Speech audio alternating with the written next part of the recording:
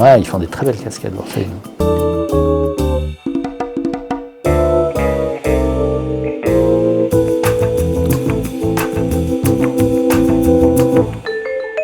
Parce que c'est 2021, le vrai polar. 2020, c'était les débuts, les prémices. On pensait que c'était une époque qui allait durer 3 mois, 4 mois. Les climax, il est venu en 21 quand même. Et puis surtout la fin qui est encore très ouverte. Hein. On sait pas, bon, donc c'est cette année le vrai polar.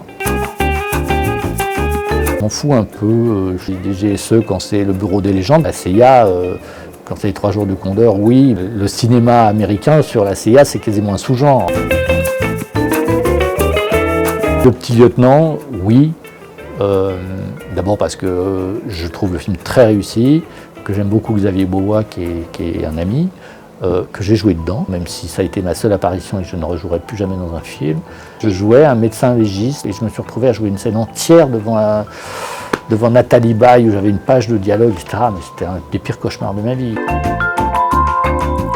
Le film dans lequel je replonge très souvent, c'est Le Cercle Rouge de Jean-Pierre Melville, avec Delon, Yves Montand, Bourvil, Yann Maria Volonté.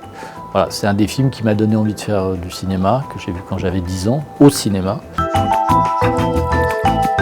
Le style, un point de vue, une manière de voir le cinéma et de voir la vie à travers le polar et à travers le cinéma. Le polar, c'est le cercle rouge, mais ça peut être aussi Série noire d'Alain Corneau. C'est sentir la patte d'un metteur en scène et d'un univers.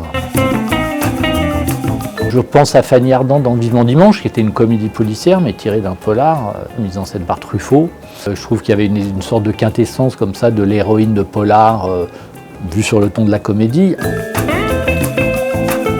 Plutôt Hitchcock, parce que ce que j'aime chez Hitchcock, c'est la variété, c'est le fait qu'il ait fait autant de films. Hitchcock a réussi à partir quasiment du cinéma muet jusqu'à la couleur, et en enchaînant un nombre de chefs-d'œuvre incroyables.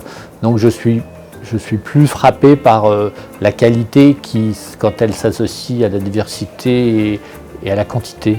Je trouve ça toujours assez fascinant, les gens qui régulièrement comme ça font des films et aussi bons.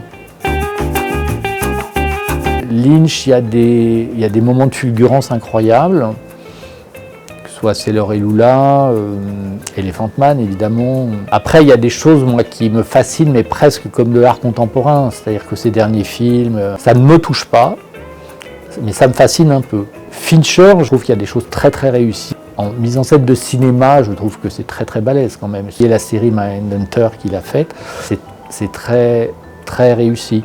Je suis très fanat quand il fait du polar. Moins quand il fait son dernier film, Manque, qui moi alors là me laisse totalement indifférent. Et le Trench.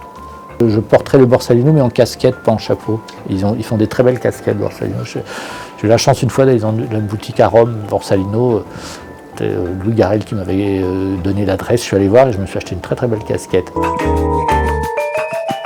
Pour faire du cinéma, il faut être récidiviste.